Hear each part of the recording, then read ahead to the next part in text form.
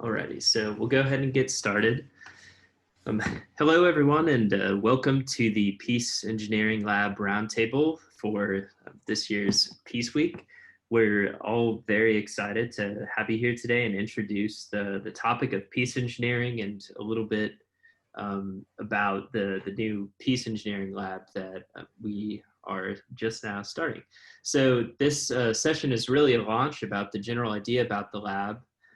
We're going to give you an idea about what it is, talk about why we think that this type of approach is necessary, and then introduce you to a couple of initial projects and plans that we're thinking about working on to get started.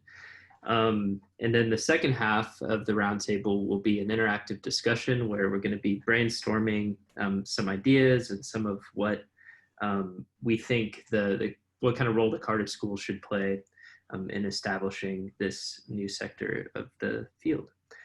Just a quick note too, this session is being recorded, so you'll be able to watch it later.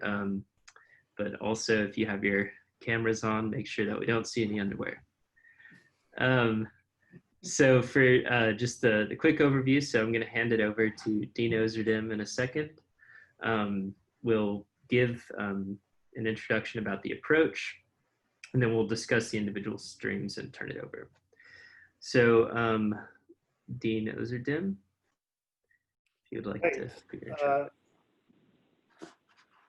Keil, thank you so much. And hello, good afternoon, everyone. And thanks very much for joining us in this peace engineering workshop. And first of all, I'd like to welcome you to our first ever Peace Week and Carter School Peace Week. And we're very excited about this because it's in the commemoration of the International Day of Peace, which was yesterday, 21st of September. And we want to do something different rather than just one day. We want to organize a week of different type of events.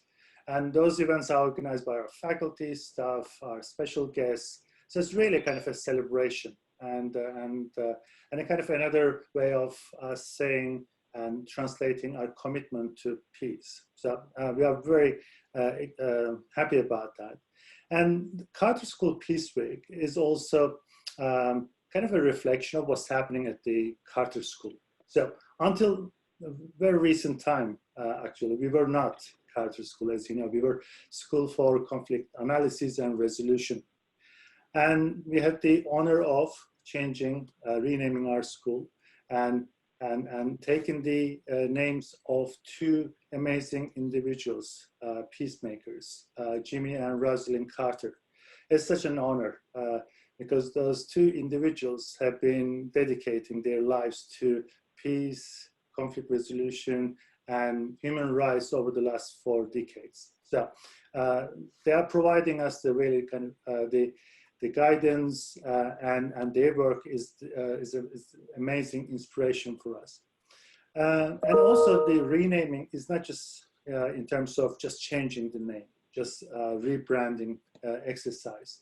We really looked at what we do, how we do, with whom, and we made some strategic decisions about our future, about our vision. And with that, one of the, I think, the most critical aspect is that we want to engage with different audiences. So they may be civil society, policymakers, practitioners in dispute and conflict resolution, the general public, in fact. We really want to get the relevance of the school underlined, put in bold, and say that what we do here at the Carter School in the space of peace and conflict resolution is very much relevant to the contemporary challenges we are facing in our communities here in the US and globally. And with that in mind, the Peace Engineering Initiative came about, and we were very lucky to get 4 PhD fellowships for peace engineering. That was last academic year. So in fact, one of our hosts here, Keil, who just spoken, is one of our peace engineering fellows. But in the school, we already had PhDs working in this space. So that's, I think, kind of like to some extent, naming the baby, so to speak. You know, we had people working on peace engineering, but really creating that local kind of focus point for faculty and for our students. And with that in mind, that we have 4 PhD fellowships, and we are in the process of establishing a peace engineering lab. So Peace School, Carter School Peace Labs, very much in that direction, that, you know, kind of flexible space, providing opportunities for research on different topics, but cutting edge, multidisciplinary, and engaging both faculty and students. So this is the way we are designing labs, and we would like to get your input in our discussions today. So it's really part of our overall vision to make our work relevant for global challenges. We'll be talking about all that, but let me start with a story. And it's the story of this bridge that you see there. The name of the bridge is Stari Most. It's in the city of Mostar in Bosnia-Herzegovina. It's a footbridge from 16th century. It spans over river Neretva, which is one of the most beautiful rivers. The blue color of river Neretva is exceptional. So, you know, I think if you kind of go to Europe, go to the Balkans and visit this. So, next slide, please. Let me just show you a couple of pictures of what I'm talking about. That bridge over river Neretva.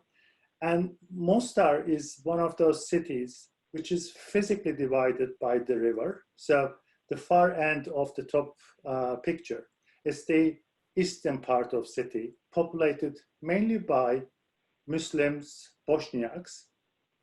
And this part, the closer part of the top picture, is it was mainly populated by Croats, and they are Catholics. Bosnia-Herzegovina was a very interesting context within former Yugoslavia, because it was a kind of like the composition of those different ethnicities, Serbs, Croats, and Bosniaks. So that bridge, as you see at the bottom picture, you know, strategically it didn't have much importance, but symbolically it was very important. It really provided the connection between Croat and Muslim parts of the city. It was the kind of the symbol of unification of these different cultures. Those different ethnicities and religions could live side by side. So, for example, in springtime, the young of Mostar would come top of that bridge and jump in the river Neretva to celebrate the arrival of spring. Or you are a newly wedded couple, you would go top of that bridge and get your pictures taken. So you get the picture, right? So it's really important in the psyche of the population. It represented the unification, the emergence of these different cultures. So just to kind of like point out the significance of this. So Mostar is in Bosnia-Herzegovina. And Bosnia-Herzegovina was part of former Yugoslavia. And from 1992 to 1995, so it's mid-1990s, there were civil wars in each of these republics. But the one in Bosnia-Herzegovina was particularly bloody because the ethnic composition was almost on balance. So you didn't have a particular majority of Bosniaks, Serbs, or Croats. And in many settlements, cities, towns, etc., those three population groups, you know, formed kind of like a fine balance. While, for example, in Serbia, Croatia, etc., you had the main population of Croats or Serbians, right? So that was the kind of different. So ethnic cleansing came about as a war tactic in Bosnia-Herzegovina. So the displacement of people, forcible displacement of people. So the reason I'm saying this, because the next slide, please, Keil. That beautiful bridge you saw earlier became that. And that was a direct wanton destruction. For 3 months in 1993, that, you know, a footbridge from the 16th century became a direct target of bombing. by Croats, because it really symbolizes, as I said, as the unification, the Ottoman culture, the Muslim culture in the city, right? So it was a direct target. And so what you see there in the picture is that the destroyed bridge, and the military, the EU forces, they provided a suspension bridge for the period. They just kind of make that connection between the two sides of the city, right? It's a really sad story. Now, this is the point that we are interested. Now, the reconstruction of that bridge. The destruction was really political, you know, and it had a very significant symbolic understanding, you know, the justification. But during the reconstruction, you saw almost that repetition of that political process. So if you look at the kind of like the way the bridge was reconstructed, so it's almost like a best practice example. The money for the reconstruction in this bridge was no problem whatsoever, because almost every country in the world wanted to rebuild this bridge. So, for example, the Turks said, look, we've got to rebuild this bridge. Money is no problem, because in the 16th century, it was our ancestors built this. While the European Union said, hold on a second, we are in Europe here. This is our domain. We are interested in reconstructing, and we'll fund it, no problem. The Americans had a similar argument. They want to rebuild. So every country, want to be part of this, because by reconstructing this bridge, the idea was that, look, we were not beaten by the destructive forces of the war, and we can reconstruct the bridge as the hope for the future. So that was the message they were trying to give. And technically, in order to understand, previous slide, please. What was happening there, for example, the archaeology of the construction. So basically, they want to understand how this bridge was built in 16th century. Stonemasons were brought from Turkey in order to cut the stones in a certain way, so that it will be almost identical. So huge amount of money spent for the reconstruction, but it was done by international actors. It was led by a French architect.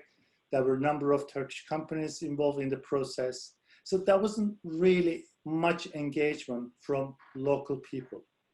And the local authorities were not that keen in rebuilding of this bridge either. And it took around 10 years to rebuild this bridge in the most perfect way. The next one, please. And the picture that you see is after the reconstruction. So it's almost identical, right? So if you ask me a good practice example of physical reconstruction, and where, like the money is not a matter and you can do whatever you want and really amazing result, well, that's a really good example.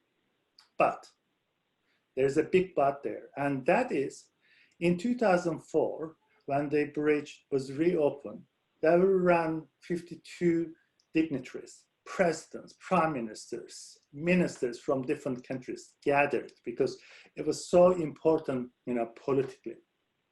But there was hardly anybody from Mostar came to celebrate the opening of that bridge. Now, that's the question we need to ask.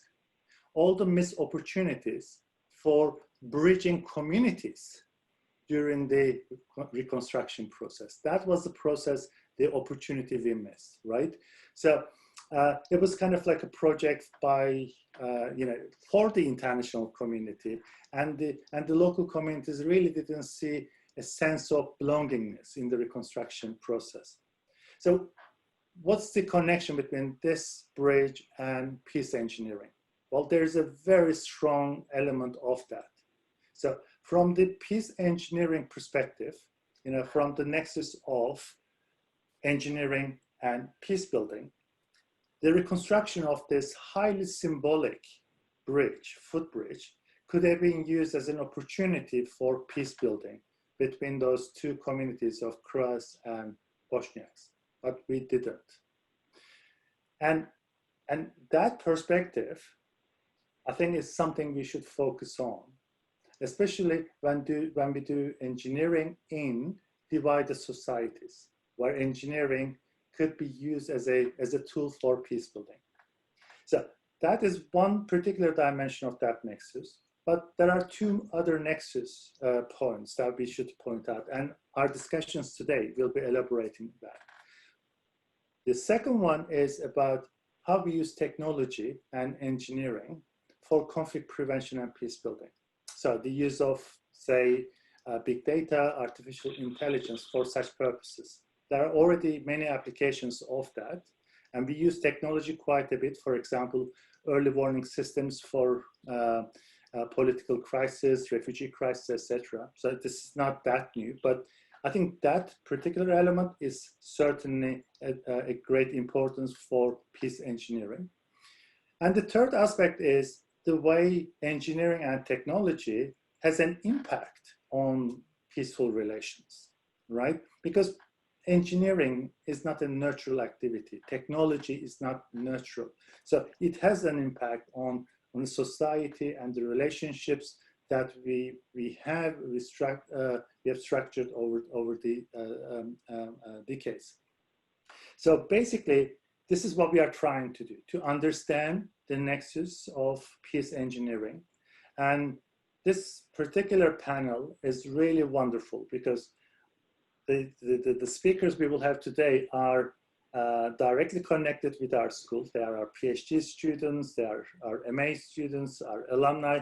So we are bringing our community together on this particular initiative. And I'm really looking forward to our discussions today because we have so many guests who are interested in this topic.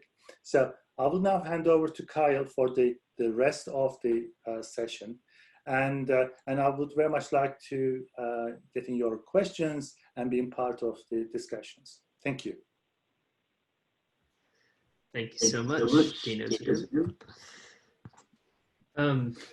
So now, just building on all of that, got another quick introduction about the way that we're doing the approach.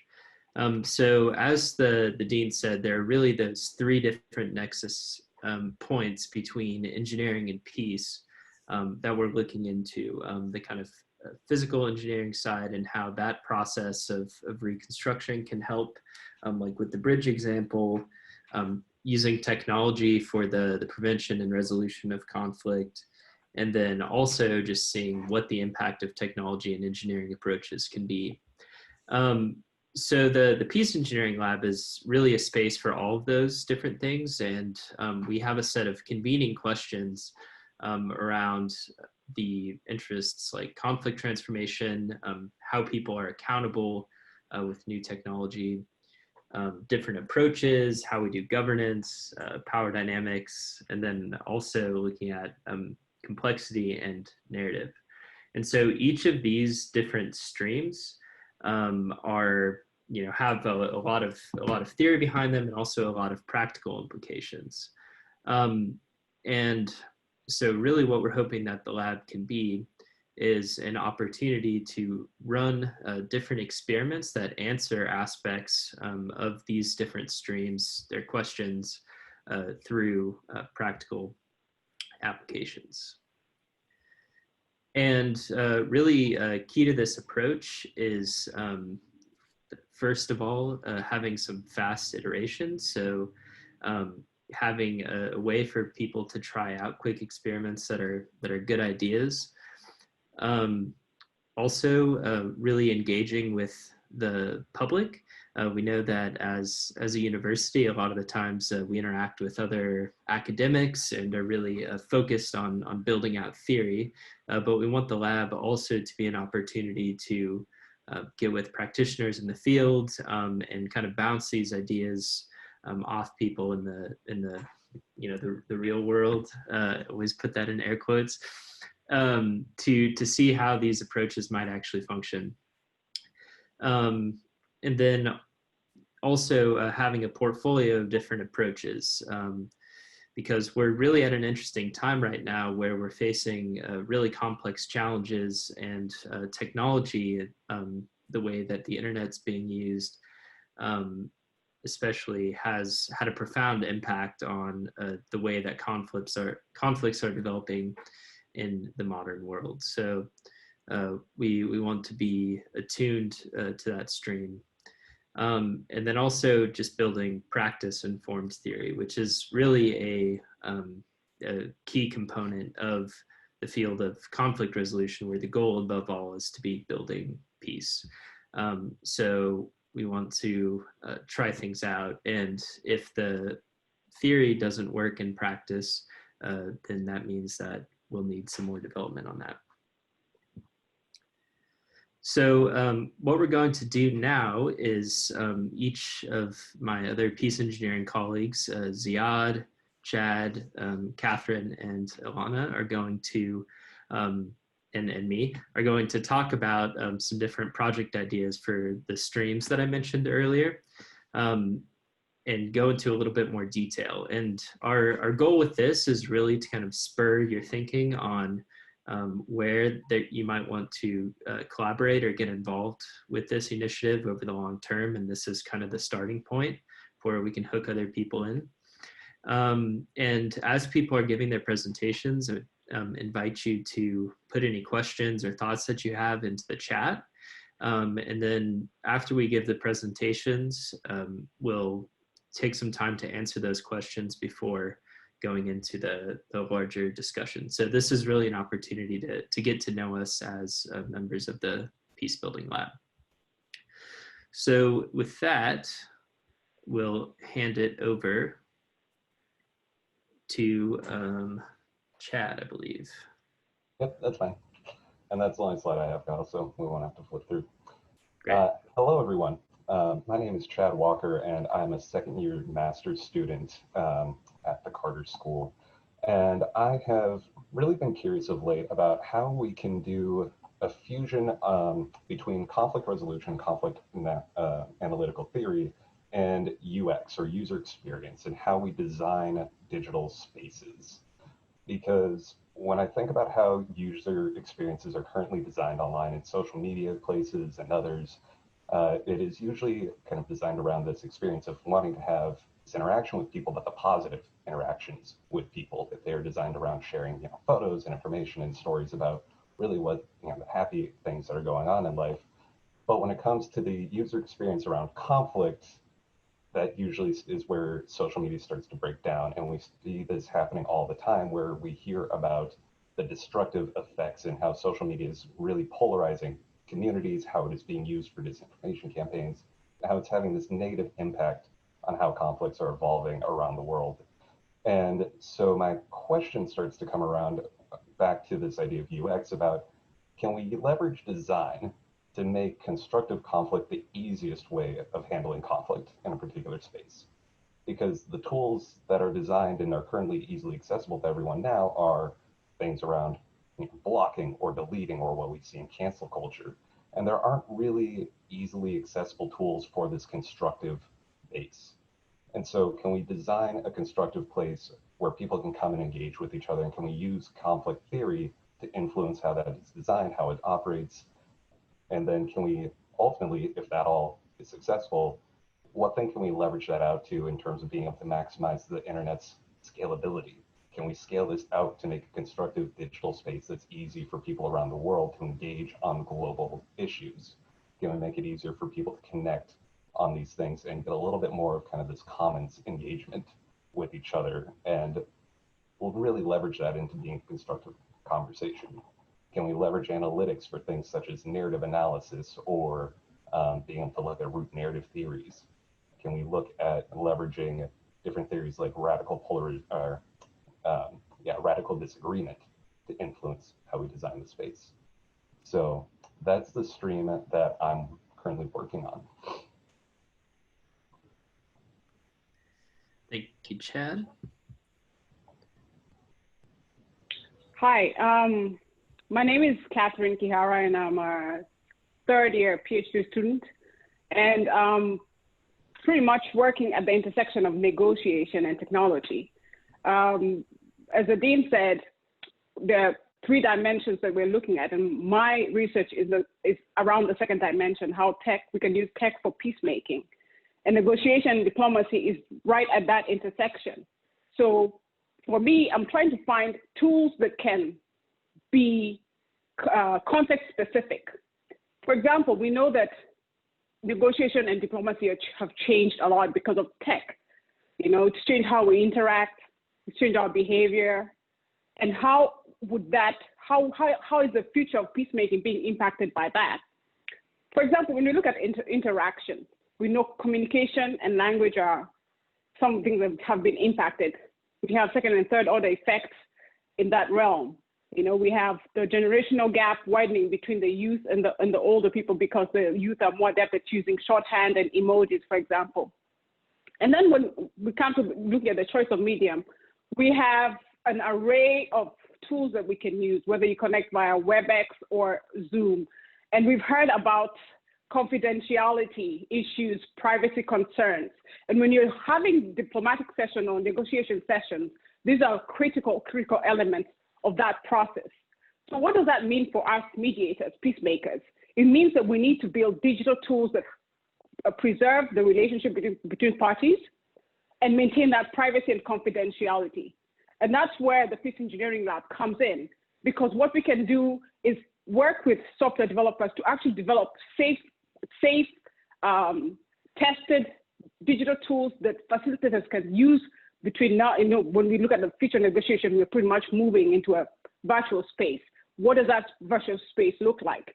And that is why we're here. So we encourage you, if you're working at this intersection, please, we'd love to hear from you. Another angle I'm taking is because I'm originally from Kenya and we know that digital access is not uniform across the board in the global South, we'd like to know about the local processes that are taking shape at the local level, because bottom-up approaches render certain advantages to other approaches. And so the lab will be a place where we can nurture and empower those local processes for peacemaking. So we'd love to hear from you, and I look forward to the discussion segment. Thank you. Thank you, Catherine. All right, Ziad. Hi, everyone. First of all, I want to thank you so much for coming to our peace engineering workshop, and I'm hopeful that many of you are going to want to be involved with our peace engineering lab. I think we're very much excited about bringing all these different streams together and bring the different skills and capacities that we have here at the Carter School, and especially here within this peace lab, around this notion of how do we build peace and how can you apply fundamentals and tools from other disciplines and bridge them with ours within the conflict resolution field. Personally, I'm a firm believer that we at the Carter School absolutely must play a role in what will be kind of the new Institute for Digital Innovation here in Arlington that's kind of be coming up in the next few years. And I hope that we will be a space for dialogue, a space where expertise and skills that we have at the Carter School can help bridge the tech, the policy, the business communities. And I really see us having a critical role to play here and a driver in this space. Before I continue, a little bit about myself. My name is Zaida Ashgar. I'm a PhD candidate here at the Carter School, and I've spent the past decade working at the intersection of technology and human rights and humanitarian space. And so prior to joining the Carter School, I was working on with the Harvard Humanitarian Initiative on the Satellite Sentinel project, and then on the Signal Program for Human Security and Technology, where we really used and focused on the use of remote sensing technologies and information communication technologies to collect data and to do conflict monitoring and to support humanitarian responses, to work on developing guidelines and educational material to teach and to scale this work. I think what's critical here is that this work could be scalable, but what's missing is really the tools, the knowledge, and really the accountability and transparency. And I think critically also is how we do this work in a safe, responsible, and ethical manner, all the while reducing the potential of doing harm. I'm a firm believer that the humanitarian space is really evolving at a rapid pace. And I think we have a really important role to be able to play here at the Carter School as one of the leading schools in conflict resolution around the world. And so my research here and for this particular stream has really focused on a concept I like to call humanitarian legibility. And as a true academic, I'm actually borrowing this term from a political scientist and anthropologist called James Scott, who wrote about state legibility in a book that I think many of you, political scientists or have taken classes at Carter School are involved, would recognize that the book is called Seeing Like a State. And it's really about how modern state systems, modern states tried to organize the affairs of a country from a very top-down approach, and how they really wanted to apply scientific principles and design principles to kind of organize the affairs of a state and affairs of a population. And a lot of scientific thought went into designing of cities. And so just as states wanted to make the people who live within them legible for their own purposes, to facilitate taxation or to get a sense of control over them, I look at really the past couple of decades within the humanitarian world as kind of following a similar evolution and mimicking those approaches.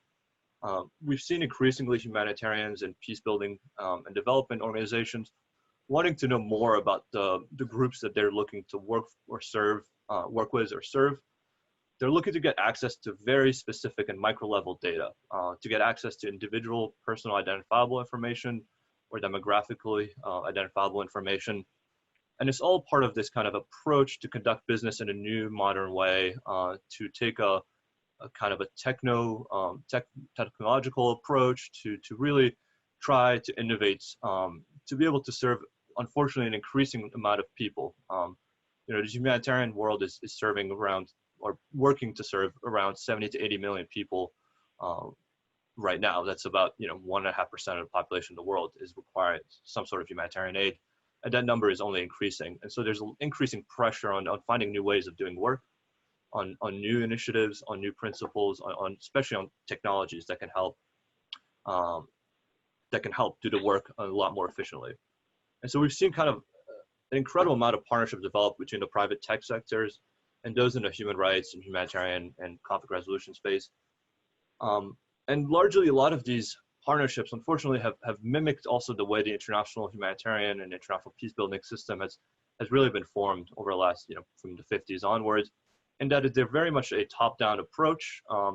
They don't put much emphasis on local solutions and locally driven approaches. And so there's been, interest and talk about reforming these sectors and putting a lot more emphasis into regional and local approaches. Realistically, that hasn't really borne fruit. And I think here's a critical opportunity for us to kind of play a role to shape out this field and to kind of bring about a different way of thinking and bringing about, I think, the engineering principles and thinking about, the example that Dean Özerdem gave about the bridge is that it's important to actually involve local communities in all aspects of this work, especially when it comes to developing new technologies, engaging or implementing new tools. And really, there's a lot of expertise that goes oftentimes unrecognized and not noticed by this current approach. And so for me as a practitioner and as a researcher, I think these issues raise some key fundamental questions for the work that this stream can play within the peace engineering lab. And some of them are on this slide. And so critically is, when I think about this increasing desire to innovate, the question that I always come back to is, who is humanitarian innovation for? And really, who is innovation being designed for? Is it to improve organizational capacities, the big INGOs, or is it to actually innovate with local communities in mind? When I think about private sector partnerships, I think about how do we build synergies while designing around the concept of do no harm? How do we leverage technologies, digital data, and these new tools to actually do good while not doing harm? Because unfortunately, I think over the past decade, there's been many, many examples of whether rights of individuals being trampled upon or whether actual harm being caused by poor data practices and data management practices. And in conflict settings, those often could be deadly to the communities that we're actually looking to work with and looking to serve. And so what does then good data collection practices look like? What are the best practices? How do we learn from them? How do we scale them? And how do we design, how do we implement kind of a governance and hopefully a global governance system where everybody kind of follows a standard operating procedure so that these mistakes and these unfortunate harms that can come out of this are minimized. And lastly, I think when the Peace Engineering Lab and this specific stream is important to think about how do we rethink the humanitarian action for the digital world. And I'm thinking about humanitarian action as a big H, and that would include, conflict resolution, peace building, development, and the traditional humanitarian sector. And so these are kind of 4 different questions that I work with, and I'm excited to hear, if anybody here has any questions or has any feedback. Looking forward for the Q&A section. Thank you very much, Ziad. All right, Elana. Hi, I'm Ilana. So I received my bachelor's from Achkar, now the Carter School, my master's from Columbia, and I'm interested in the intersection of tech, ethics, and policy, with a specific interest in tech diplomacy, smart cities, and data usage and rights. So what is tech diplomacy? Strange name, it's basically the combination of tech and diplomacy. It's been coined by Denmark, so I can't take any notoriety for coming up with that cool phrase, but I like it, it's stuck, and it seems to be trending. So a lot of countries have been looking at how can they tackle issues like cybersecurity, disinformation, online terrorism, deepfakes, digital taxation, privacy online, as well as artificial intelligence and data ethics. And so an example of what is tech diplomacy could be going back to Brexit, Cambridge Analytica, and Facebook. It doesn't seem like the obvious example, but what happened is Cambridge Analytica was a consulting firm that was combining data and strategic communication to swing election results. They partnered with different political strategists to attempt British voters to leave the European Union. So Cambridge Analytica had to collect all this data through data scraping and messaging techniques. And they did this by creating a third-party app through Facebook and allowing people to hand over their data, not just their data, but also their friends' data, to figure out what are the kind of data analytics they need to swing the voters. The firm was later accused of holding on to the data longer than they should have, as well as collecting data without permission, which led to regulation like General Data Protection Regulation, also known as GDPR. This addresses the transfer of personal data outside of the European Union. It was only passed in 2016 and put into force in 2018. So it brings up the conversation around these things still need to continue to be researched. There's new governance that still needs to be addressed. And what are these power dynamics between private and public organizations? So it's still an open conversation, this topic. It connects really well to what my colleagues have also discussed when it comes to designing for better spaces for UX, understanding permissions, trust and safety, as well as data literacy. Do we understand who has our data and where it's going?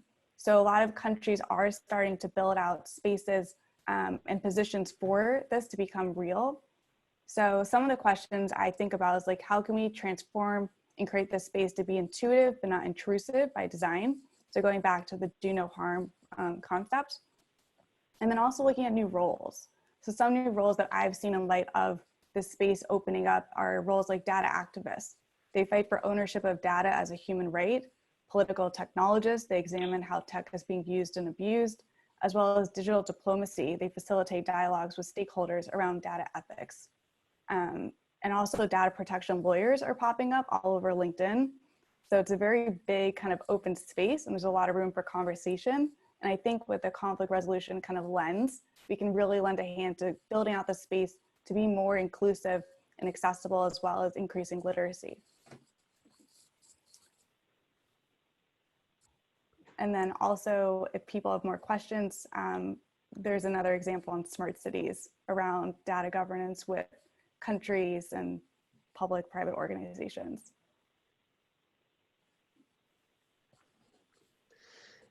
Thank you, Elana. And finally, my stream, I'm thinking about this idea of sense making for cities.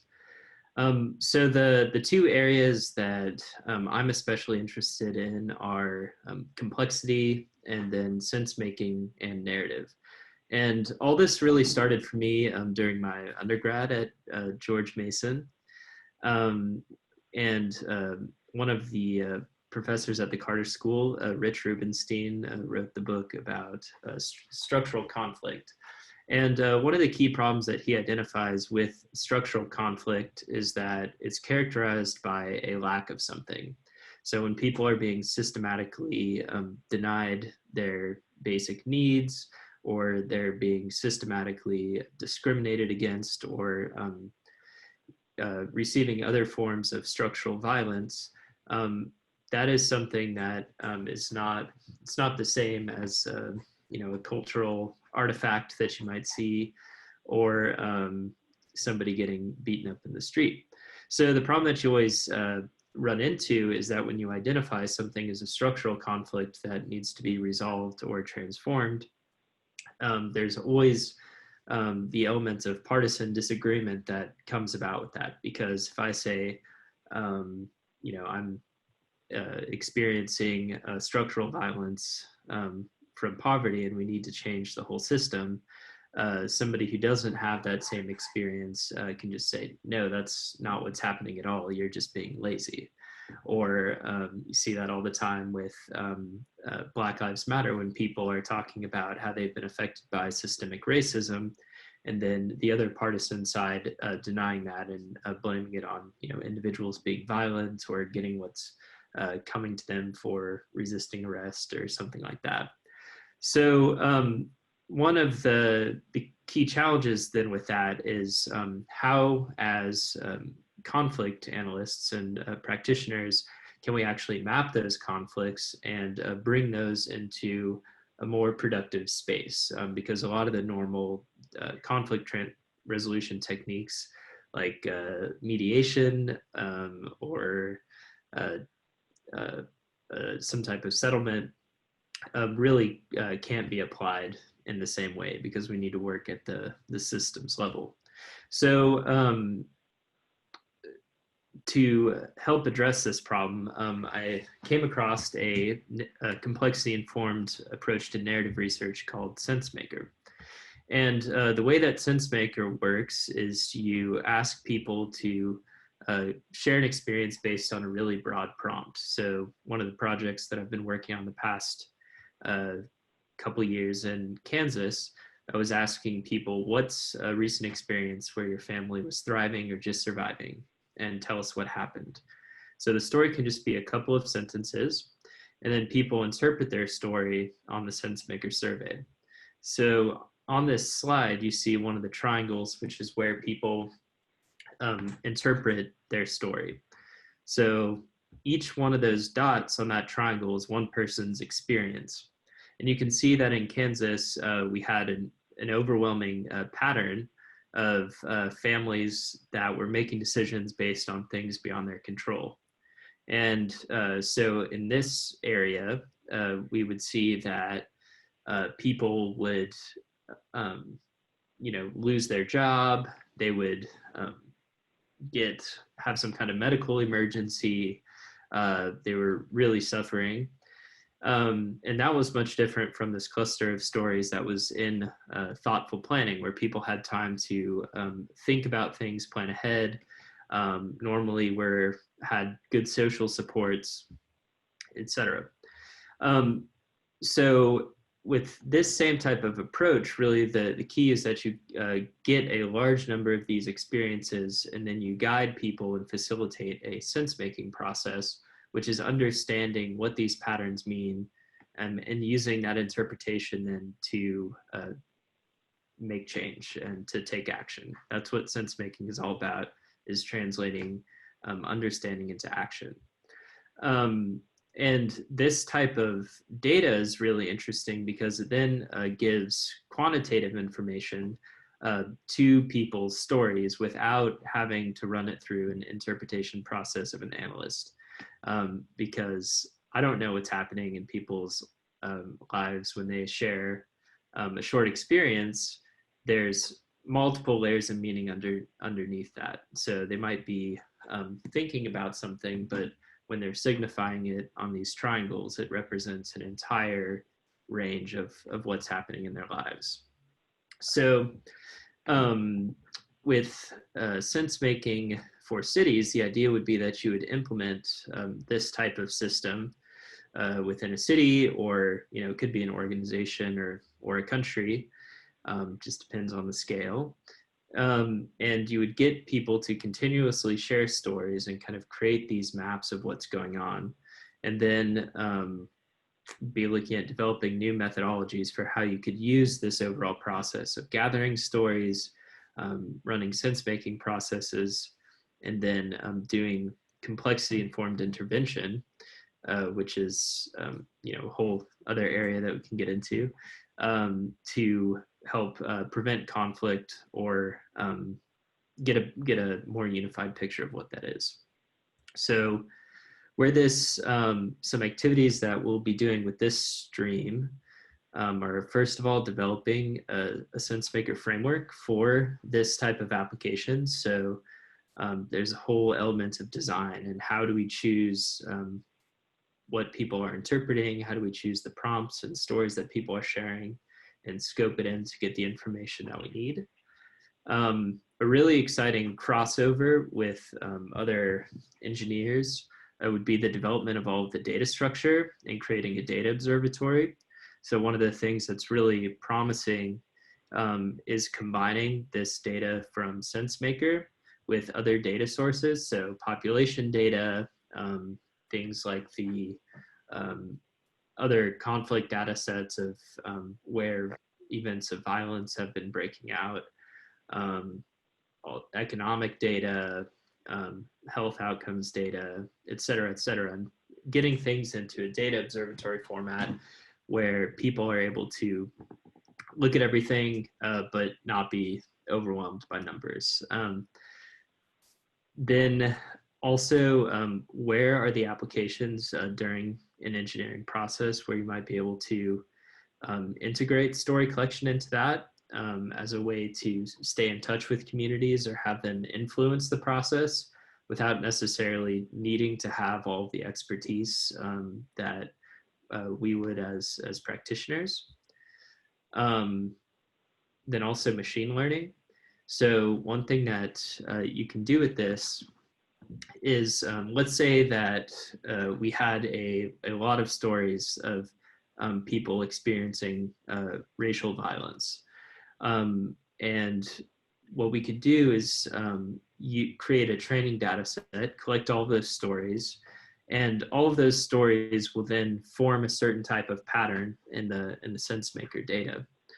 And so what you would be able to do then is, if somebody new shares a story and that their pattern matches something that's similar to the pattern that we know results in violence at some point, then the practitioner or the decision maker would be able to get a notification saying, hey, somebody just shared a story in this neighborhood that shares a pattern of a negative outcome. So that would then trigger some kind of preventative conflict resolution mechanism.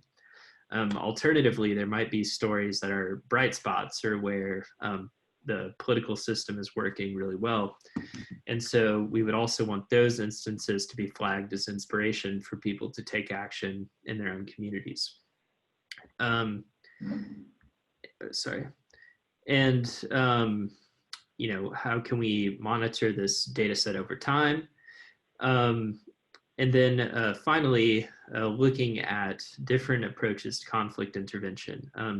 There's an idea that comes from the complexity side of things, of that we don't actually need to have consensus on one action that might be necessary to resolve the conflict. But with these very complex problems like structural conflict, or just most of the problems that we're facing in the world today, it requires action from a lot of different perspectives, but that all leads in a coherent direction.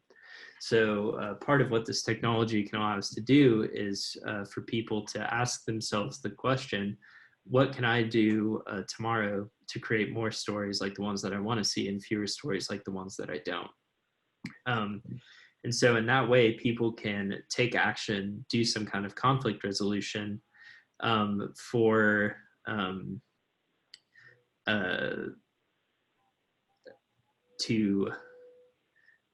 yeah, basically just make change within their own community and in that type of coherent direction. So this is all,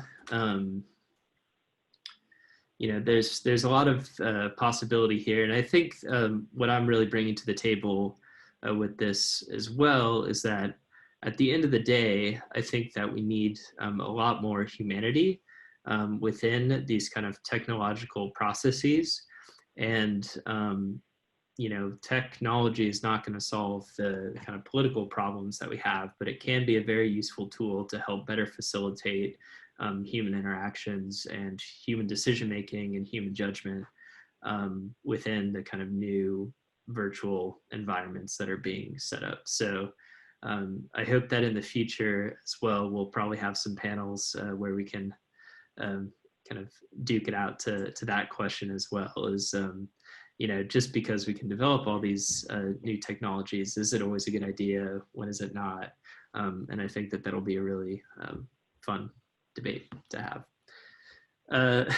So with that, wanted to take some time before we got into the more general discussion and some of the questions that we have to just see if anybody has any questions for any of the panelists. And if you do, you can type into the chat, or if you just want to unmute yourself, you can go ahead and do that now.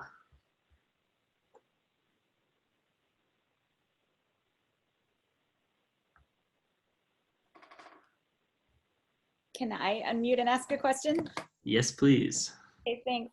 So hi, everyone. Thank you. My name is Mira Olsen. I'm from Drexel's Peace Engineering program. And I want to thank you all for these really interesting presentations and ideas that are all just really exciting to think about. One thing that I asked, and I'll talk about a parallel thing that we're doing because I think there's so much overlap, is that often when we hear from the engineers and the technology builders, and I separate those into sort of the infrastructure engineers and then the cyber engineers, because it's just different ways of thinking about peace engineering in those two different domains. And the big question mark from people working in cyber is, even if they want to put in hooks or stops along the way where their data, it could stop it from being used for XYZ, but enable it to be used for ABC. They need guidance. Like they don't know how to set that in. They don't know how to stop that. And so I'm wondering if you're thinking of different test beds to try some of those things. So we've found that people are telling us, well, if I knew this outcome, if I knew what would happen if I did this or this. So sort of getting past the understanding of some of those second order effects or the reverberating effects, and to a more real-time forecasting. That's a really useful thing for the people doing the designing. And as we're working on that and trying to think about what that looks like, it's so context specific that we think like test beds, actual examples are going to be the way that we figure this out. And I'm just wondering if you've started to apply those in different domains that might be applicable.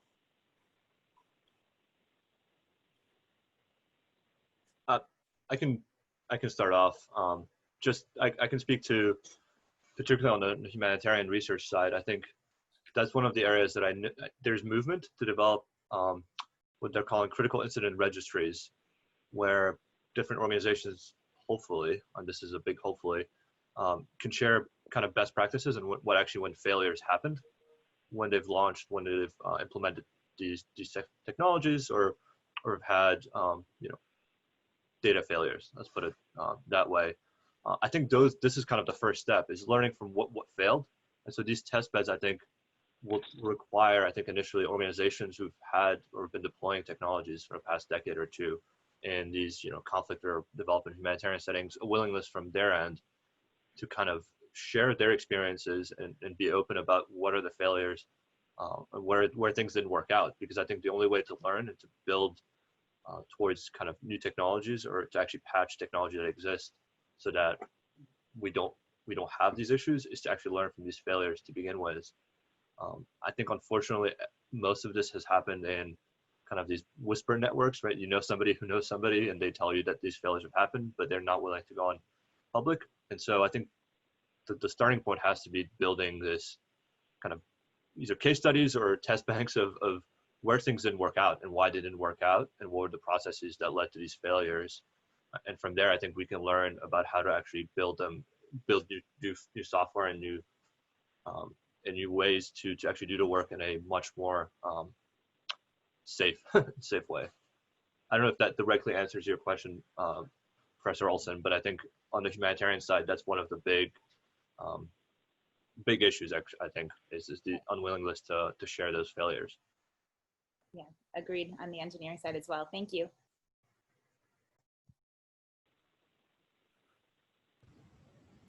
All right, we got a question from Justin. Do you want to unmute? Hey y'all.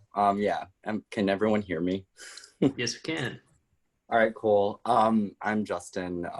Thank you all of you for your work. I'm an alum of the Masters International program. I was formerly working with Peace Corps. And my question is, what actions are we taking to, I guess, leverage and enable the necessary voice, perspective, and processes of like local folks, particularly like, Black, Indigenous, people of color, to avoid what I oftentimes see as upholding the white savior industrial complex. I mean, the field itself and this work, I think, is privileged and predominantly white. So in terms of access, in terms of identifying already existing quote unquote experts that are from the communities in which we seek to serve, like what is the discussion around that? Because it is a really, I mean, it's a problem, right? So how do we avoid transferring that complex onto peace engineering? Does that make sense? Yeah. I'll take that. Again, I'm Catherine, and that's some of the work that we're looking to do. As I said before, we're looking at to empower the local organic processes that are going on. We all know that across the globe, there's so much going on in terms of tech that's not being documented. And as you said very clearly, that we don't want to go and give them a blanket approach that we have here in the West, especially like in Latin America and in Africa. I don't know where you were serving in the Peace Corps, but if I look at where I come from, for example, in Kenya, which is now coming up as being known as the Silicon Savannah, there's so much going on in terms of tech at the grassroots level. There's aside from just peace building and peacemaking, we know of programs like M-Pesa, which is like the Zelle, the initial Zelle, the genesis of money transfer started organically in Kenya before regulation was passed, before they even started registering people to their phones. So it was just this large scale grassroots-led initiative, bottom up, and then the laws had to race to regularize and regulate the sector. The same thing's going on in like the border region, the Horn of Africa, the border of Kenya and Ethiopia and Somalia. There's so much going on in terms of the organic, bottom, local initiatives that are coming up. And now with tech, with FaceTime and Zoom and WhatsApp video, people have been going at it, resolving stalemates at the grassroots level. You can see this in little blogs on WhatsApp. I'm part of a very large group on WhatsApp that they're actually talking about these things. And because of the shutdowns that happened during COVID, you're seeing a lot of activity going on. So it's up to us to try and build a network. And that's some of the things that we're going to be doing here at the lab. We're going to have a wide array of networks that we're going to bring in people, like I'm sure for the next roundtable, we'll have people listening in from other parts of the globe so that they can weigh in on this. So we can document and have best practices from this. So when we're building digital tools here in Arlington, we have those actors in mind. We're building for the stakeholders, for the grassroots. So that's some of the things that we're going to do, and we're very interested in what you and others have to say about this, because I'm sure you've been out there and you're seeing what's going on the ground. Thank you. Thank you so much. That's what's up. Thanks. Just quickly, I think I'll give you a great example of that is Flying Labs. It's an initiative out of We Robotics where they have local chapters around the world, and they use drones to do damage assessments or to deliver medical aid. And I think there's 27 chapters around the world right now. They have kind of there's no like hierarchy. They just operate, each individual has a chapter. There's a common, I don't want to say bylaws, but kind of there's a common set of guidelines and expectations, and then each chapter locally runs itself, and then they meet once a year and discuss best practices. And it's been a tremendous success for that. And they hire local drone pilots. They hire local experts to do the analysis. They put out the reports. They work with local communities. I think more of that approach, and they're effective. And they do actual amazing work. I think more of that is what's needed. Also, I'd like to come in here, and Justin, that's a really good question. And in fact, the timing of this workshop is really critical for us because we haven't established the Peace Engineering Lab yet. We are in the process of that. And one of the reasons we are organizing this workshop is to get feedback on different aspects and issues that you are raising here in this session. And overall, we know that probably there will be 3 levels of our intervention, so to speak, at the conceptual level. And I think uniqueness of that, interestingly, peace engineering has been a domain for engineering schools to date, and not necessarily peace and conflict studies schools. Now, we want to change that a little bit, and we want to work with our colleagues in engineering schools interested in this subject, because I think peace studies has its own approaches, understanding, and theories to unpack peace engineering in a different way, right? So I think that is kind of the uniqueness of our initiative. And the second level, after the sort of conceptual level, is the application. So the streamlines that you just heard from my colleagues, now they're really interesting, right? And they show that you can go for peace engineering through different directions, right? There may be all sorts of different applications, and that's the most exciting part, right? So, when you hear about peace engineering, first, I don't know what comes to your mind, but I think for some people is the kind of the conversation stopper, isn't it, right? So, the reaction is, oh, peace engineering, what is it, right? But when you think about it, the application of engineering and technology for the support and promotion of peace. I mean, there are so many different ways that this can be done. So the application side, we'll be looking at those different options and considering that our lab is open to students from all levels, undergraduate, master's to PhD, to our alumni, and to a wide range of partners. So with Drexel University, you heard from Mira earlier. We are very much interested in working with them because they are running a master's degree program in peace engineering, and we would like to work with them on different projects, for example. And the third level, Justin, I'm coming to your point with this, and that is the kind of ethics of peace engineering. And I think that's also really exciting because, like my colleagues earlier on, the situation in Kenya, in the humanitarian context, etc. There are lots of issues that we will need to look at peace engineering from that lens of ethics, right? And what that means, because, technology, engineering, peace building, none of those interventions are neutral. They have an impact. So we cannot just say, oh God, isn't it wonderful? We'll be able to use technology for conflict prevention and peace building. Yes, but it's going to have some pros and cons with that. You really need to understand the kind of what you do and what that means for communities, the Catherine's point of bottom-up approaches and how the kind of the technology will fit in that picture. So I think this is what our lab would be able to bring to the debate in this context. But just let me repeat the first point. It's really wonderful to hear these comments because it's just like putting us that list of things that we need to remember in shaping our lab further. Thank you. And I'll just say one more thing on this point, because it's also a lot of what I've been thinking about with the ethics of sense making and how to do action in that type of way as well. And so the way that I've kind of been approaching that in my work is, first of all, the approach being surrounded by allowing people to have the power to make meaning in the first place.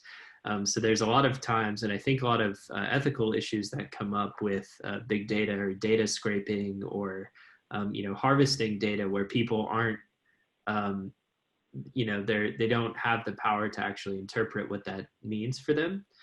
So that's why the kind of self-interpretation of stories is so crucial. And then also, from the intervention point of view, having the process for people to get their data back and use it for their own sense-making process to see where they can take action, and having the solution built on that kind of distributed idea that people can take their own actions without the necessarily the approval or the waiting for the grand solution from up on high of the of the ivory tower practitioner that knows best what to do.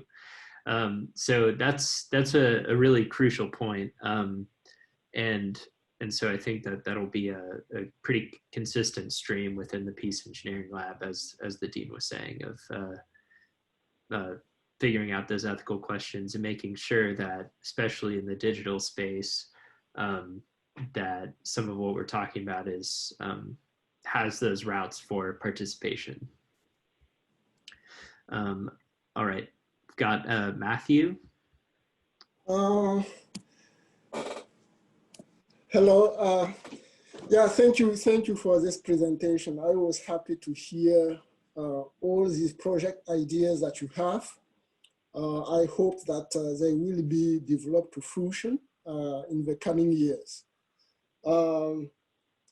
Before I heard about peace engineering, I came to the Carter School with a project idea that has been blooming in my mind the last couple of years when I was working at USAID.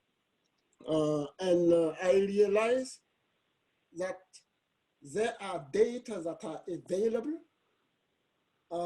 collected by several organizations.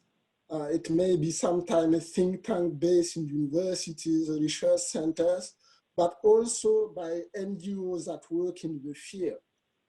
And this data can be used to monitor conflict incidents, terrorism incidents, and even be used for making maps that give people an idea of where it is secure and less secure to move. So when I arrived here, I was talking with a faculty member, and he found it an interesting project.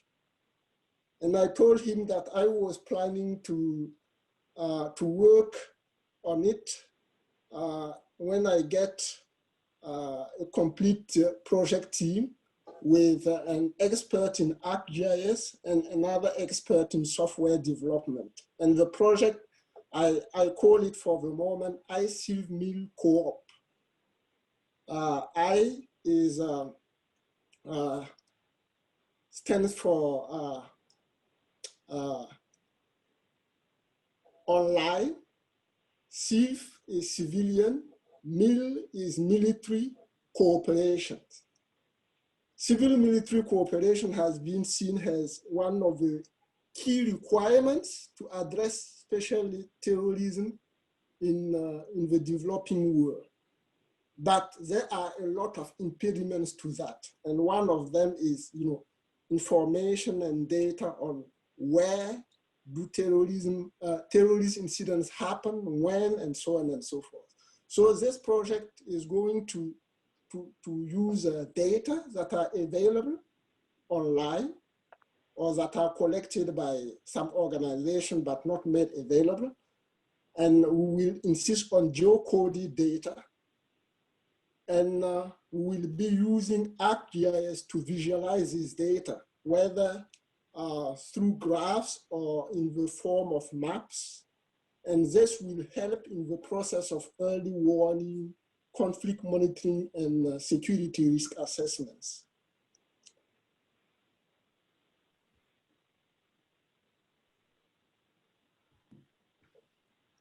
That sounds great. And yeah, we look forward to working with you more on that, Matthew. Yeah. Mathieu, hi, this is Ziad. I think that's a really nice project. I'm happy to speak to you also offline, because I think there's, I can connect you with a couple of people that are working within the civ mil world. And on the humanitarian side, there's a couple of groups who are doing this kind of work on notification systems and the challenges and how, what works and what doesn't. So I think, that would be a very interesting project to get involved with and to see, like you said, I'm hoping your project comes to fruition as well. Okay, thank you. So I'll be happy to join the Peace Engineering Lab. Sure. That's exactly why we're here. Thank you, Matthew. All right. Next one from Mary Kate. Hi, can you hear me? Yes, we can. I have a question about the constructive conflict user experience. I'm wondering about what the possibilities are, or whether you're working with the large platforms online where the algorithms are kind of siloing information to different groups, and how that relates to constructive conflict online, or the lack thereof, and what work is being done about that. Yeah, hey Mary, thank you. So I've kind of been going through a lot of the debate about what the value is going to be about partnering with separate organizations versus whether or not this kind of space would have to be built online, and kind of its individual independent kind of space, which all come with their trade-offs. And I'm kind of hoping the current design is that it'll be an individual platform, but so then that of course still leaves this issue about engaging with the larger platforms that are obviously, right, still kind of perpetuating this not necessarily constructive user experience and the data that they use. So the kind of means of addressing that and working with it are still being fleshed out. Honestly, I don't know how that all is going to work in terms of partnership. If this kind of space could be a proof of concept to places like Facebook or Twitter, that there might be a reason, right, that there could be benefit for them kind of changing some of this. I don't know if this is going to be, right, what the internal politics of that would look like. So does that answer your question in a way? Yes, it kind of, I was just wondering about the current state of things, and just to be clear, it sounds like it's kind of in process right now. Yeah, being fleshed out. Thank you. Yep. And I'll say something on that too. I think that's one of the things that I'm looking at a lot too with the sense maker work is, I really think that you identified the problem correctly, that a lot of the online spaces that we have right now are not really public or democratic spaces, but really controlled by private corporations and with algorithms that put people into bubbles and really just increase polarization and further and further remove people from reality. So I think that the concept of how do we get the human buffer back into these digital systems that we have, in addition to the kind of new designed experiences that that Chad's working on. So we'll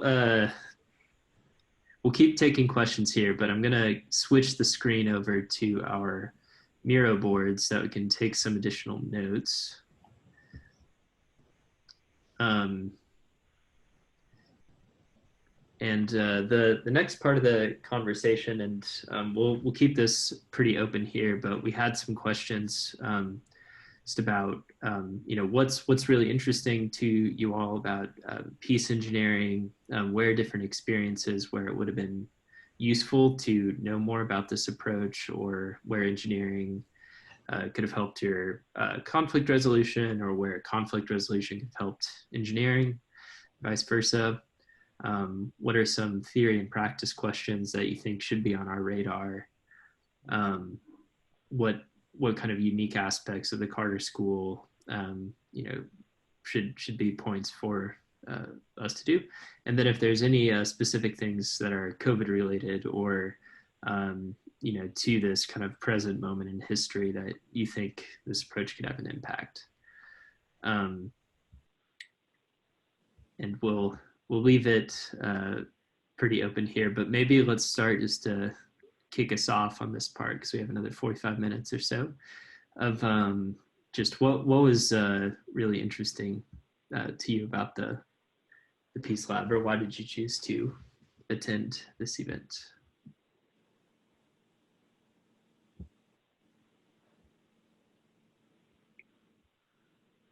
Feel free to just unmute. And I don't know whether Mira is still here, Keil, but it would be fantastic to hear from Mira about her experience with peace engineering at Drexel University. And yeah, that's a great idea.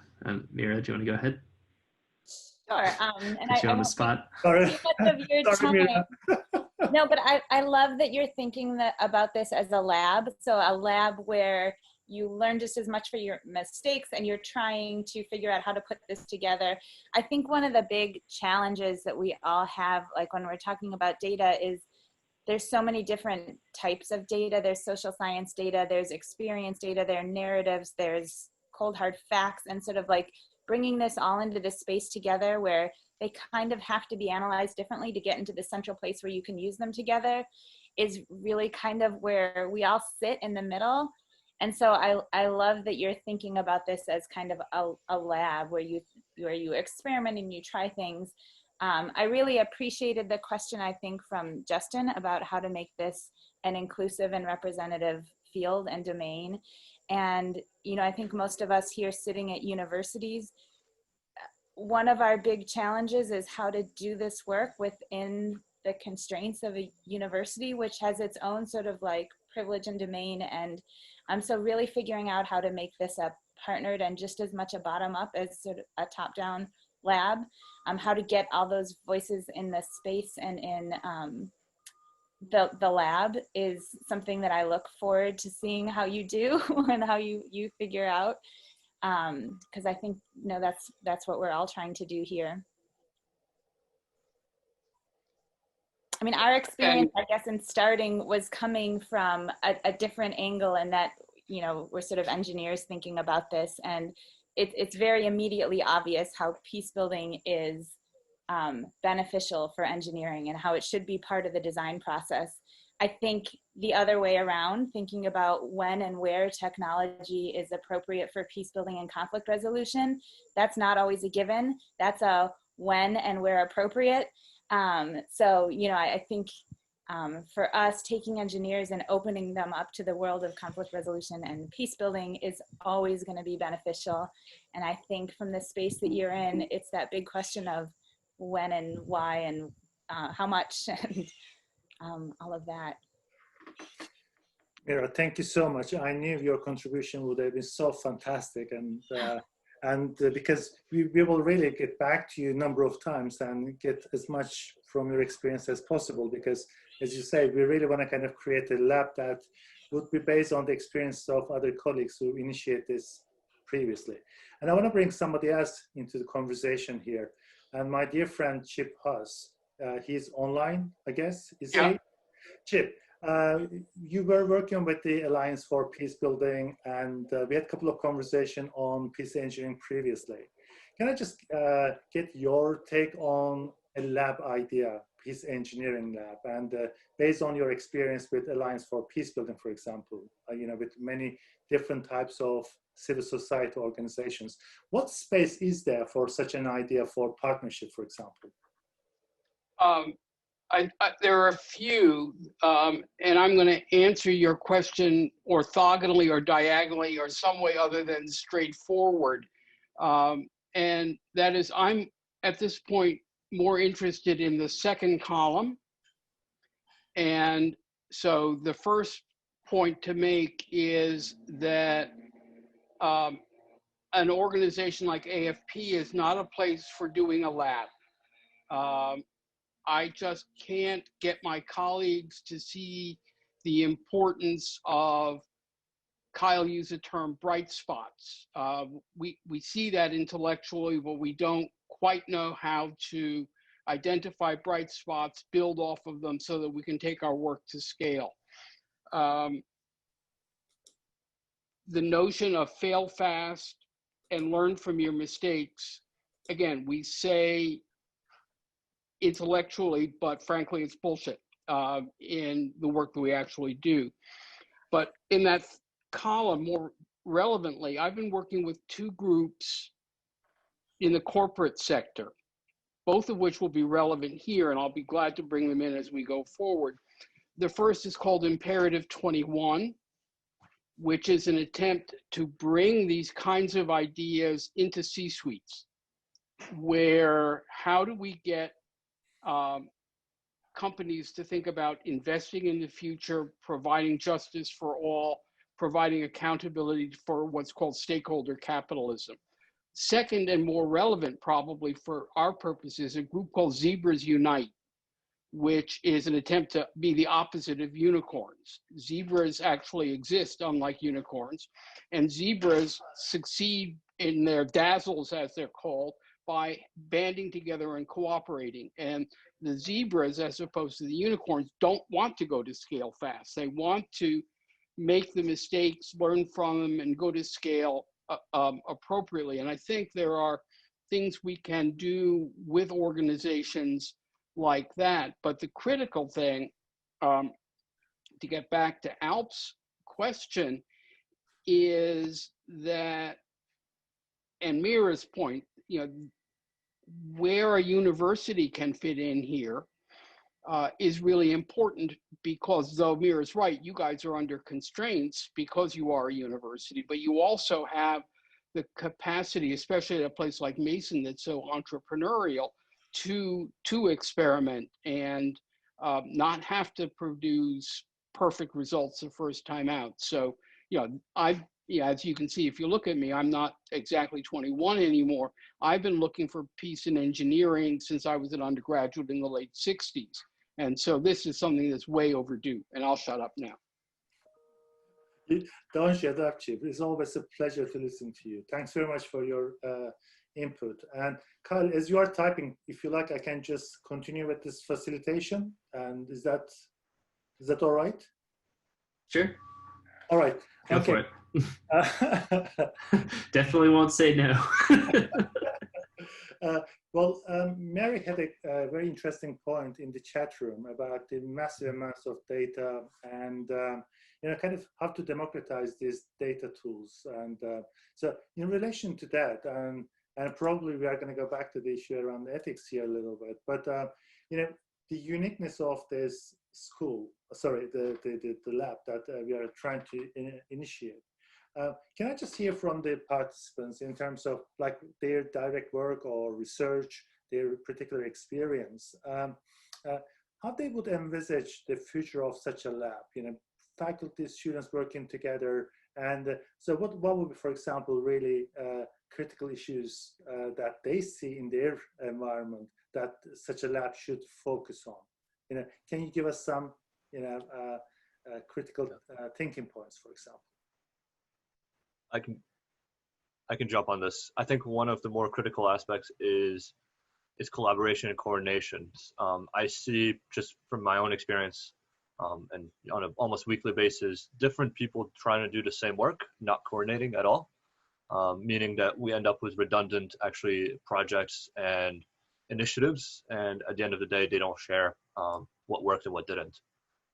I think one of the advantages that we have as a lab within an institution that's known by many is that we can operate and become kind of a meeting point or focal point for these kind of discussions and these collaborations, simply because I think it's wasteful, the fact that there's so many different projects that are going on and they don't share, and they're all operating in the same space, and then they all die out in 2-3 years and they don't just collect the information. There's no evaluation that's ever really done or ever made public.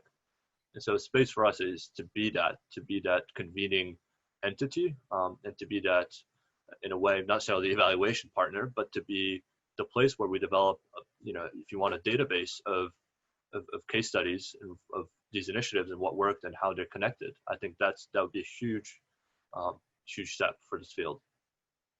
Thanks, Ziad. And I see Justin has just raised his hand. Justin, over to you.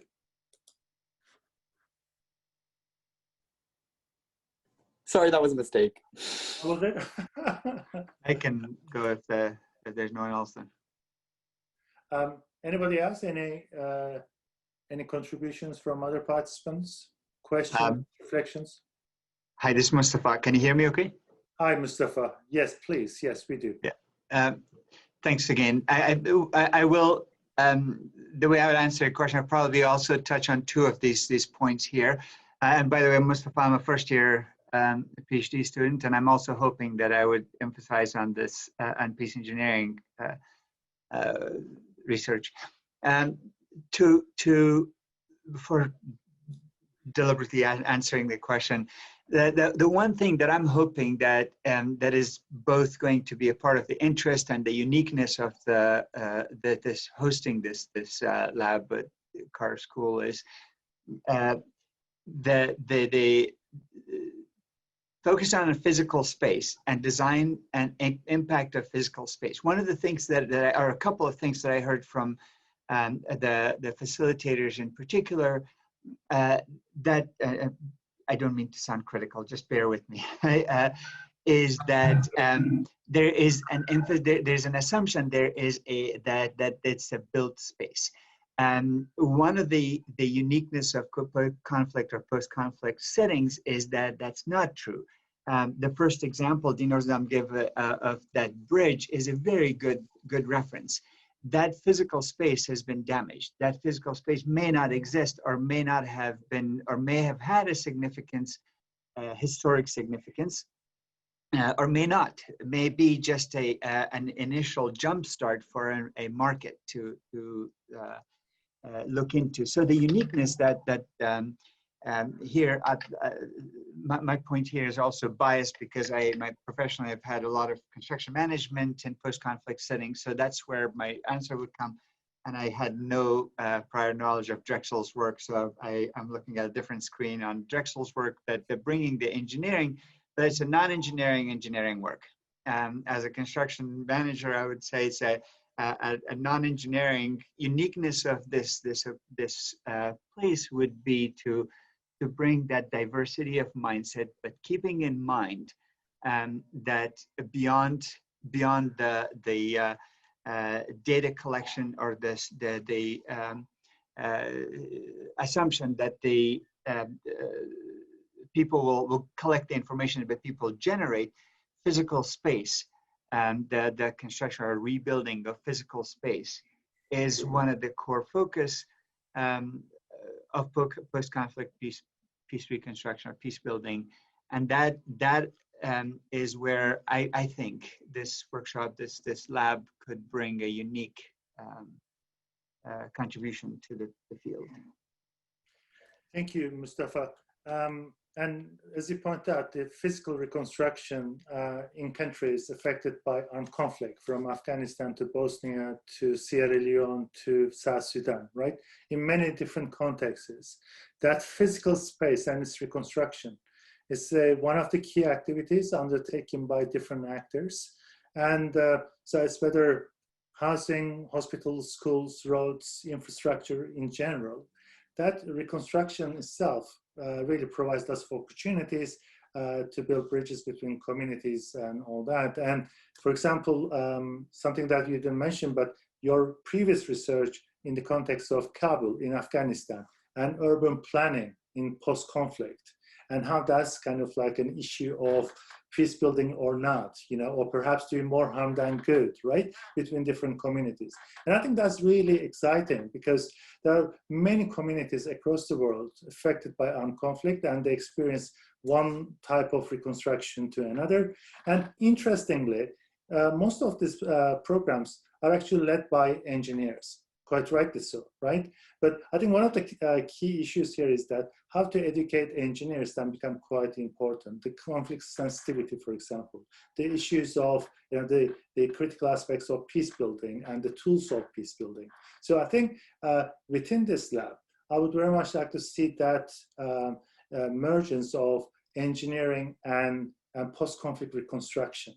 And there are lots of interventions around that, and there's a need for that because I work in most of these conflict-affected countries over the last 20 years, and again, that was always something that came back to me as a kind of like a feedback from the different people, whether they're international or local in those countries, is that how to get the engineering programs, urban planning, and those activities around physical reconstruction done in a more kind of like from the lens of peace building, building bridges between communities. So I think this is going to be quite an interesting part, and again, open to partnerships, because I know Mira students, for example, are working around water, for example, and the role of water and the lifelines in peace building. So again, in the lab, this will be really interesting, whether it's about developing new technologies or whether or not focusing on community relations in such environments. So that will be really interesting. So looking at my table in front of me, actions for COVID-19, that column doesn't have anything else. So can we just spend like next 5 minutes probably? Would you have any inputs for that? So everybody argues that COVID-19 has had huge impact in the way we live and what we do, and all the projections about the future really indicate that the things will be different. So isn't there a kind of an opportunity for this lab thinking about kind of, say, post-COVID-19 world, so to speak, and whether or not there will be particular dynamics, issues that we need to bear in mind in, for the specific challenges of COVID-19. Any inputs on that?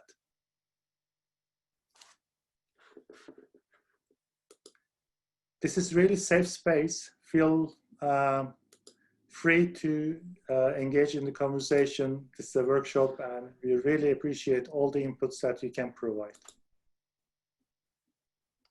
Maybe I can add a quick thought here. I saw in the chat earlier, and I don't remember who was, I think maybe Sarah, who mentioned about the compound risk. So this, one of the topics of my interest is risk identification, especially social risk aspects. So this is probably one of the areas is the risk identification, coping mechanism that are familiar to people, and then as part of that, the impact of that coping mechanism on stability of the site. So I'm looking at this on more of a micro level approach, not a nationwide impact, but neighborhood by neighborhood, city by city approach, not anything beyond that. So clusters are much smaller, but viewing this from identifying major risk factors and then identifying common or familiar coping mechanisms. And I would take it back to what Keil and others were saying about complexity. And more of the people I hang out with, like there's a guy, David Nabarro, who is the European head of the WHO, who is talking about how we design nth order effects responses to COVID, which is way beyond my technological skills and probably beyond David's as well. But how could a lab try to do things like that, that brings both the peace building and engineering lenses in, which are largely missing from the interesting parts of the COVID discussions that are going on, at least in this country and the UK, which are the ones that I follow the most. And again, the university is a good place to do that, because at a place like AFP or any of the other, or like the Zebras that I mentioned before, they're too locked in their own silos. We're too locked at AFP in our own silo. How do we get, how can this lab incubate cool ideas.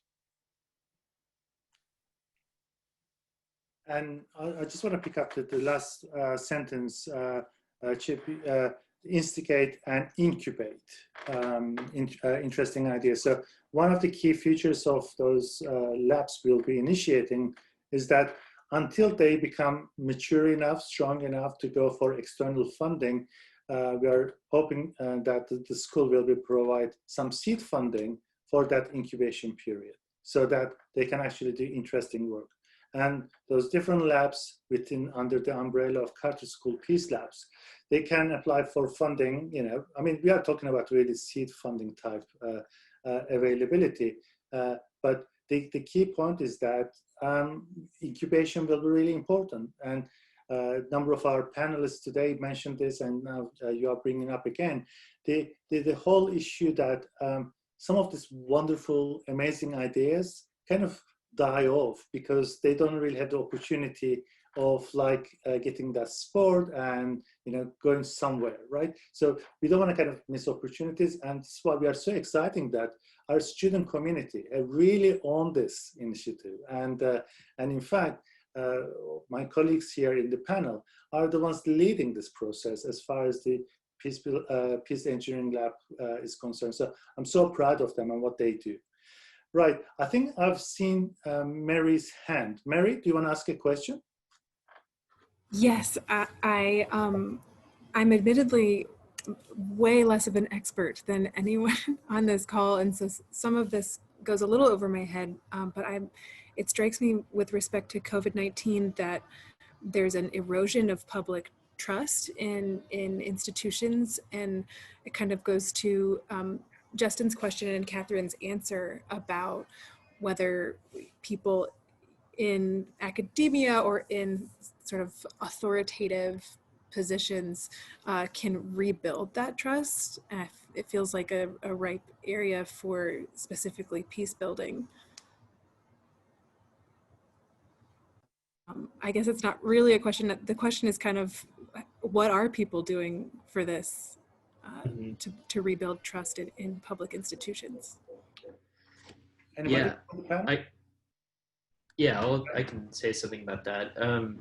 I think the erosion of trust is a huge issue, and one of the reasons that we put this question in is because I also believe that we're at a pretty interesting moment in history, especially in the United States right now, where a lot of our institutions are, losing legitimacy or potentially needing to change form. And so there is a lot of opportunity in kind of this new environment to have different mechanisms for citizen participation. So one of the other areas that I didn't mention, but that I think is going to be really crucial in all of this, is this idea of anticipatory governance, which is happening a lot more in, like a lot of experiments are happening in Europe and in Asia with it, but not so much in the United States. So the basic concept there is that there's going to be some massive value shifts that citizens experience. All of the kind of strains on democracy are, really calling out for some new forms of ways for people to participate. And then also, as we've kind of been saying a lot too, with climate change or new technological innovations, there's a lot of shocks that governments are facing that are basically going to be unanticipated, or that will just kind of pop up. And so the idea with anticipatory governance is that you can have a way to get governments on the kind of front foot and not just taking that approach of waiting around and kind of seeing what happens, then being reactive, but of being aware that the future is going to bring these additional challenges, and to start to do some more experimentation or focus on public sector innovation in a way that can trial some things out, so that at the point where an event or a shock does happen, that there are some potential pathways forward, and and thinking that's already been done about that. So one of the partners that I hope to bring in is the Observatory of Public Sector Innovation at the Organization for Economic Cooperation and Development. Part of the work we've been doing is with them in the Basque Country with one of their regional governments. And so I think that that'll be a good opportunity to kind of bring that aspect into this peace engineering conversation as well. What are the systems that support anticipatory innovation?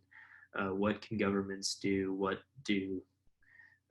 does citizen participation look like in this kind of new environment that we're in right now?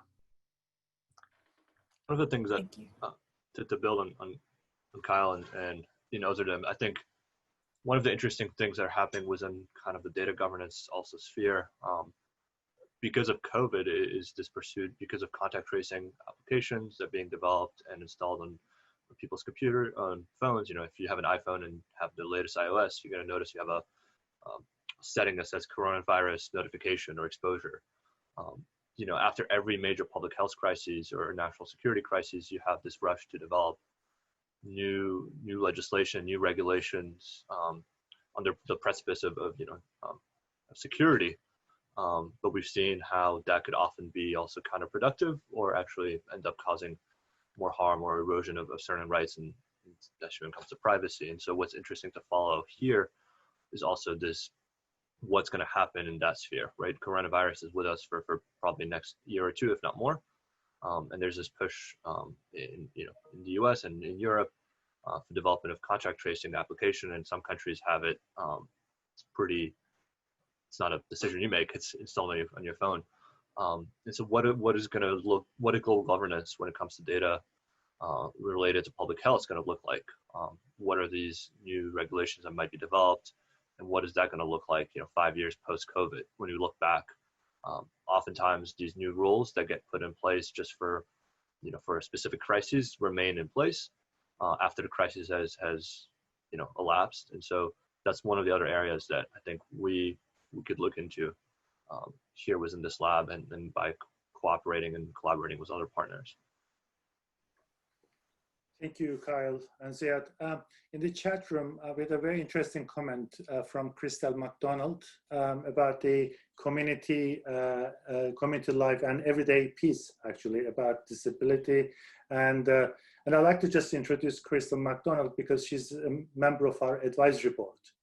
And she and her late husband, John W. MacDonald, Ambassador MacDonald, they've been serving the Carter School for a long time, and I really I'm grateful to all they've done. And Crystal, if you like, you can come in the conversation, but we're definitely taking your point about this more in sort of everyday community life and what peace engineering means. And I think that's a really important point and so relevant, really what matters to people in their everyday life.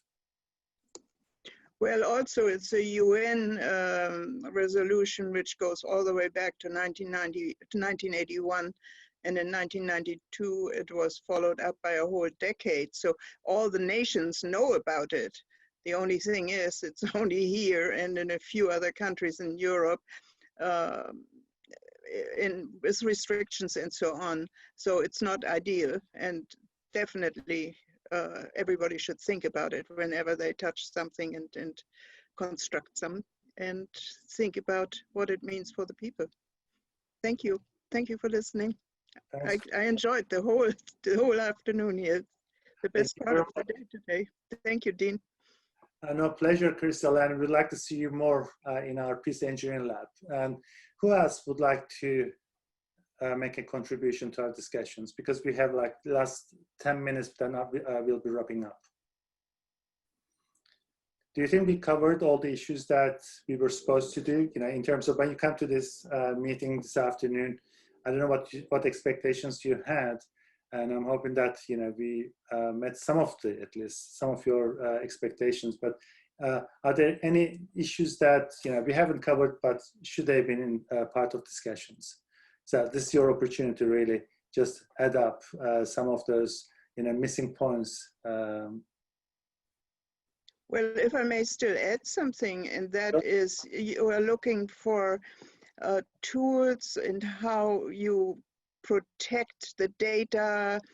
I happen to have a wonderful grandson. His name is Sean Martin McDonald. Some of you may know him. If you don't, look up frontlinesms.com. He worked very much with platforms in which you can use individually. The platform you can get, well, just go to his website. I'm on cloud 9, but he's on cloud 11. I cannot follow him anymore to that high level of technology. But I know it has been used successfully in many areas, and it gives you a certain amount of privacy. However, he is very, very much absorbed by the protection of virtual whatever you call that, the privacy of data. And you may want to read some of his articles which have appeared in Foreign Affairs and so on, and how he is still working on it. And thank you, Ziad, for nodding. So look him up, and also see if that platform can be used in individual cases for whatever you're working on. Interesting. Ziad was telling me about your grandson before. Yeah. Okay, I go back on mute, otherwise I'd talk too much. Bye-bye.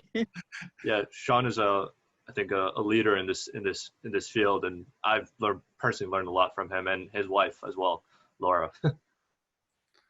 Wonderful. Now, what I'm going to do is that I'm going to hand back to the panelists, and I'm going to give them like a couple of minutes of reflection. What they heard from the audience as a kind of a closing remarks. Just to sort of wrap up our discussion. So I think it's been a very productive afternoon.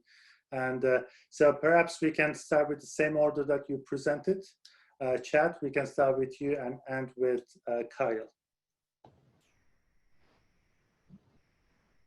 Yeah, I just wanted to say thank you so much to everyone for participating, for your questions, for your thoughts. I know for me, this has just been very generative of a lot of ideas and some other things to kind of consider and think about, and consistently pushes me to find new areas that I need to look into. Kind of going through this, I'm really excited to start to look into that a lot more, honestly, and continue to learn more and develop and iterate, and to be able to collaborate and hopefully work with more of you moving forward, and to be able to really expand and build out not just the stream, but the lab itself, kind of in its entirety, and make this into something that would be really awesome. So thank you. Thank you, Chad. I think it was Catherine next.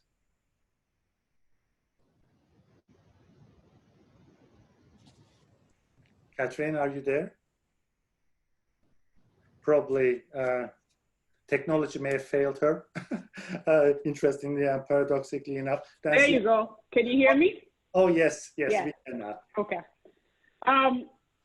So the way we are meeting today is evidence of the future of everything, pretty much. There will be a traditional process and there will be a virtual process. So it's up to us as peacemakers to try and find those opportunities to build on, to make ethical tools for the peacemaking field from here on out. And one of the things that has come out today is data protection, protecting data, but we also need to add to that protecting processes and developing dialogue tools that have privacy and security settings. And I'm going to look at Frontline SMS and see if that's something that we can collaborate with them on, because this is a huge opportunity for us as mediators, facilitators, to build a platform that can be used in the field, that can promote, empower local processes, but also provide the safety nets that are required to keep either mediation or negotiation process intact. But we hope to hear more from you. Please take our contact information and let's keep talking. Thanks, Catherine. And yeah, it's over to you. Yeah, I think I just want to echo what Chad and Catherine have said, and I think we have an amazing opportunity here to work on promoting peace. I think that's the goal. The different streams have different, interests, and they go about it in different processes and methodologies and potentially areas. But I think the common goal that we all share here is how do we build a more peaceful world moving forward, whether that's digitally or physically. And I think that's our rallying cry for this lab. And I'm happy to see so many of you are interested in in this brand new initiative, and I hope that we get to engage with all of you and your communities and networks as we develop this further. Thanks very much, Ziad. Elana? I think similar to what my colleagues shared, I'm on the same page. I'm really excited to be working with everyone, learning how the space can expand, as well as thinking about how we can continue to collaborate and connect with other organizations and stakeholders to really make sure this is an inclusive and accessible process. So I'm excited to continue this research as well. Thank you. Last but not least, Keil. Yep, thanks everyone for coming. This has been a really fun conversation. And it's been especially interesting for me too, because I've, have a lot of conflict resolution background, but still am not very familiar with the engineering space and the kind of conversations that are going on about data and ethics and the physical engineering side and reconstruction. So I'm really looking forward to learning more throughout that journey and seeing how we can bridge all of these different methodologies and areas of work. And as Ziad was saying, how as we're kind of moving all of these projects forward, how we're addressing some of these really core questions to the field of peace engineering, because I think that through the lab's experiments, we'll all be finding little parts of an answer. Hopefully there's an answer to some of these things, but maybe not to. But that's why this is a fun field. Always working. So thanks so much. Thanks, Keil. Well, about the answers, if we are not able to resolve conflicts, we can transform. So there are different ways of, responding, right? I think we are almost at the end of our afternoon and our workshop. Thank you so much. I'd like to start by thanking our panelists. And they are our leaders in the Peace Engineering Lab, and they are doing fantastic work. And so I'd like to thank them first, and all of our participants in this afternoon session. I think the discussions this afternoon, I don't know in general for you whether or not that was exciting and useful, but as Peace Engineering Lab people here, we loved it. We really enjoy your input. So thank you so much for being with us and sharing your thoughts and experiences and your ideas. So as we said, Peace Engineering Lab is in its process of being shaped up at the moment. So that's a unique opportunity.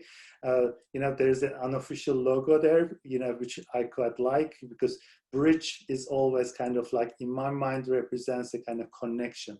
And what that means, digital or kind of like the real. I think it's quite a good symbol, but everything at the moment is in discussion. So my last point is really, as an open invitation, please do join us in this process. And the lab is a place for connection and partnership and exchange. It's a safe space, it's flexible. We are not really bothered about that sort of institutional constraints, like, we are not establishing a center or a program. We are interested in intellectual engagement. And we would like to do this, by bearing in mind that we are hoping that there will be kind of signatory outputs from this lab. So that, in a few years' time, we could say, well, actually, that particular product, that particular idea, that particular methodology was, has very much been part of, the product of the Peace Engineering Lab at the Carter School. That's what we are trying to initiate. So thank you so much to everybody, and be in touch with us. Thank you. Good afternoon.